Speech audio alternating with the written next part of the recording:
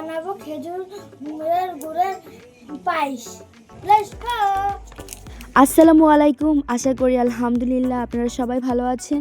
আমি আবার হাজির হয়েছি নতুন একটি কুকিং স্পেশাল ব্লগ ভিডিও নিয়ে। আজকের ভিডিওতে আমি আপনাদের সাথে শেয়ার করব খেজুর গুড়ের পায়েস। সো দেরি না করে চলুন স্টার্ট করে দেই আজকের রেসিপি।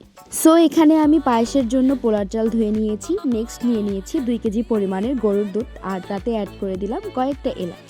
দুধটা ভালো মতো গরম হয়ে আসলেই তাতে আমি অ্যাড করে দিব আমাদের ধুয়ে রাখা পোলার চালগুলো, অ্যান্ড তারপর ভালো করে নাড়তেই থাকবো।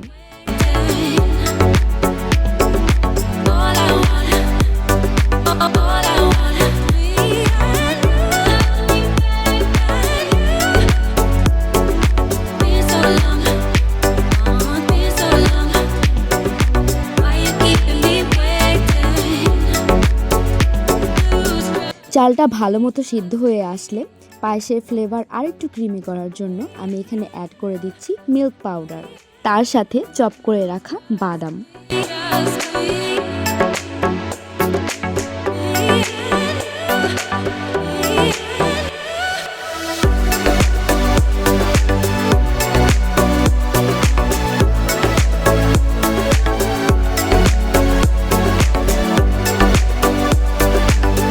আজকে যেহেতু আমি খেজুরের গুড় দিয়ে পায়েস তৈরি করব, দ্যাটস ওয়াই এখন আমি এই গুড়টাকে মেল্ট করে নিব। আর আজকের গুড়টাকে আমি পারচেজ করেছি আন্নুর ফুডস থেকে। আন্নুর ফুডসের গুড় 100% অরিজিনাল হওয়ায় আমার পায়েসের স্বাদকে কয়েক গুণ বাড়িয়ে দিয়েছিল। তো যাই হোক, এখন আমি গুড়টাকে মেল্ট করে নিচ্ছি।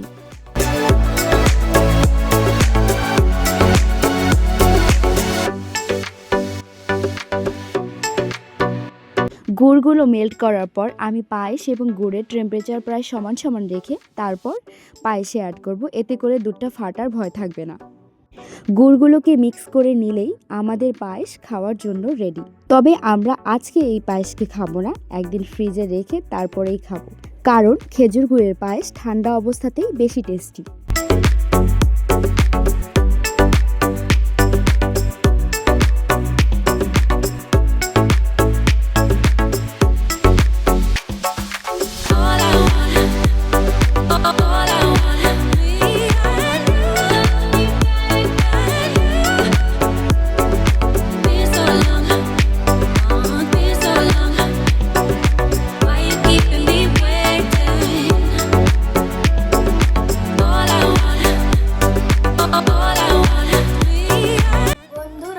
আমাদের ভিডিওটা ভালো লাগলে একটা লাইক,